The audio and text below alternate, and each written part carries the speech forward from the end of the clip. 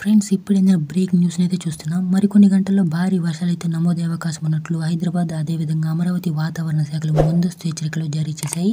ఇక వాటి గురించి ఫుల్ డీటెయిల్స్ అయితే ఈ వీడియోలో మనం తెలుసుకుందాం. ఇలాంటి లైవ్ అప్డేట్స్ కోసం మన ఛానల్ని సబ్స్క్రైబ్ చేసుకుని ఈ వీడియోని ఒక లైక్ చేయండి. ఇక అసలు విషయానికి వచ్చినట్లయితే నైరుతి రుతుపవనాలు కేరళను తాకాయి. కేరళ సహా ఈశాన్య రాష్ట్రాల్లోకి ప్రవేశించినట్లు భారత వాతావరణ శాఖ అయితే తెలిపింది.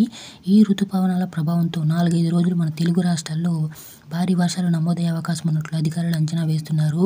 మరోవైపు కేరళలో వర్షాలు దంచి కొడుతున్నాయి.